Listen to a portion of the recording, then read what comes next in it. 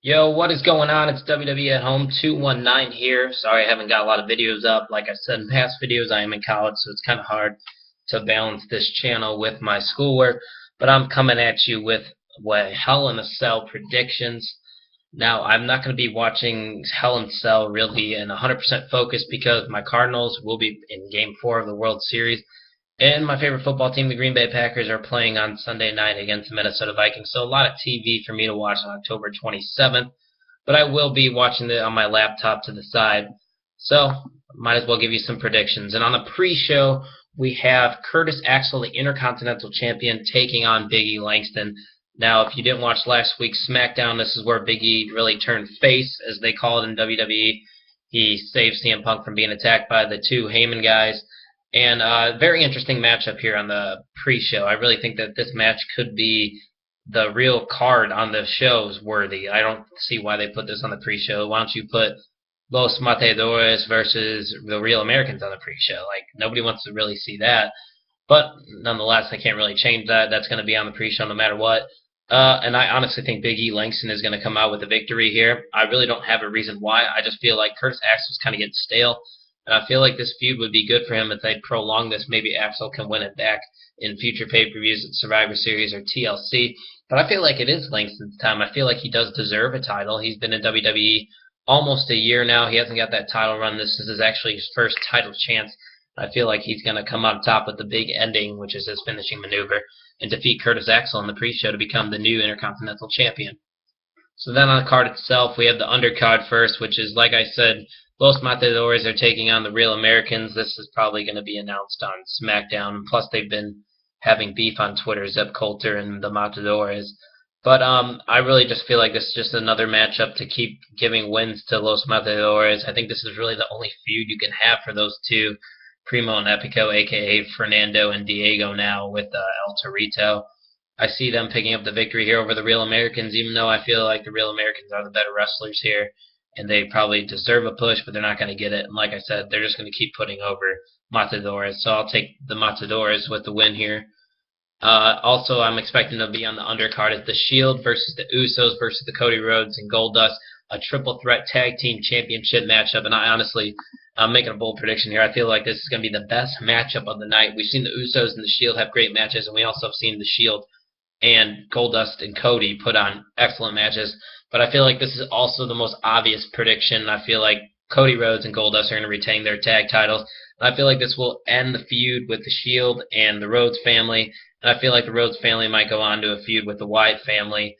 That might be where their direction is going, but I see them picking up the victory over the Shield here. I feel like the Usos will just be out of the equation once this match starts breaking down. So I'm going to take Cody Rhodes and Goldust on retain for the tag team titles. And then also I'm expecting to be one of the first couple matches, Brie Bella taking on AJ Lee for the Divas Championship.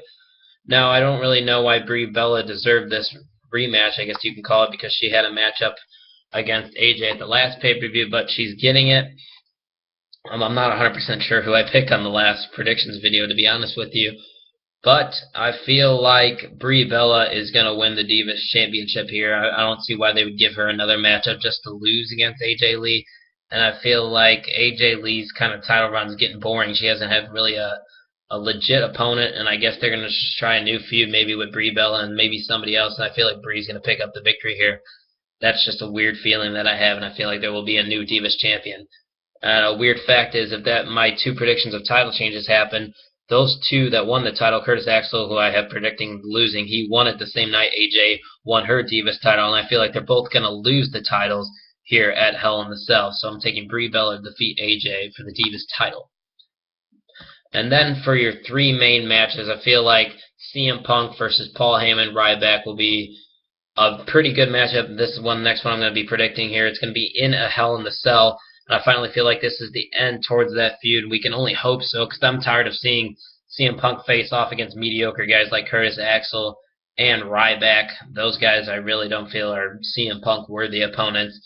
And I feel like it's just time to beat the shit out of Ryback and then get his hands on Paul Heyman and GTS him.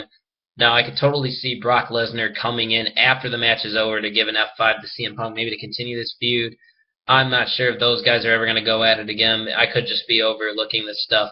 But I feel like CM Punk is going to pick up the victory here over Ryback and Heyman. and maybe I've been seeing rumors that he's just going to go off and take a break for a couple of months until the Royal Rumble, which I feel like is a well-deserved break for Punk. So, yes, I'm taking CM Punk to defeat Ryback and Paul Heyman. And then the two matchups for the Major Championship. For the World Heavyweight Champion, a returning John Cena taking Alberto Del Rio on. And like you've seen in my past video like a couple weeks ago, I wasn't really believing in this whole John Cena thing, but now I'm totally believing in it. I feel like he's ready to come back. I just didn't see how it was possible, but I really feel like maybe the WWE just overreacted to their John Cena injury, and they kind of just overshot the estimated time of coming back. But he is coming back here Sunday, and I feel like he is not going to pick up the title victory here. I feel like Alberto Del Rio is going to pick up a clean victory here. Now, this is a very opportune chance, I think, for Damien Sandow to come and cash in. But I don't know. I just don't feel like it's Sandow's right time to cash in. I said last pay-per-view at Battleground he would cash in on a RVD or something like that, but I just don't see it happening, and I just don't see John Cena winning. Really don't give the point of giving John Cena the World Heavyweight Championship as much as I would love to see John Cena defeat Del Rio, because I absolutely hate Del Rio. But you got to give props to Del Rio. He's been in every World Heavyweight Championship matchup here in 2013, and he's put on great matches this whole year. He might be one of the most hated heels, too, going for WWE right now, so he's doing his job at that. But I'm going to take Alberto Del Rio to win with the cross arm breaker over John Cena. So then I'm supposing to be the main event, which will be taking place in Hell in a Cell. Daniel Bryan versus Randy Orton for the WWE Championship and special guest referee Shawn Michaels. Now, this main event can go plenty of ways. We know nobody's going to be able to get into that cell. Maybe somebody will be able to. Maybe Triple H is going to screw open the cell, send Big Show in. Big Show might turn heel. I don't know. I think that's not going to happen. I've seen people saying that Big Show and Triple H are going to get involved in this somehow. And also I've seen people think Daniel Bryan's actually going to pick up a clean victory with no HBK interference. But I don't know what has gotten into me, but I honestly think HBK is going to, I guess you could say, turn heel, super kick Daniel Bryan, because they're making it seem like he's going to have Daniel Bryan's back in this matchup. And I feel like that's going to be the end. I feel like Randy Orton's going to be your corporate WWE champion once again. HBK is going to join this so-called corporation.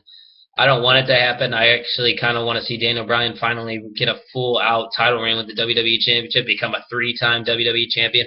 But I feel like it's Randy Orton that's going to pick up the victory here via HBK, giving him that super kick for the win. So there's my Hell in the Cell 2013 predictions. Tell me what you think is going to happen at Hell in the Cell down below in the comments section. That's what that's for, ladies and gentlemen. If you're not already, please subscribe to my channel, like this video. Follow me on Twitter at letstalk_WWE.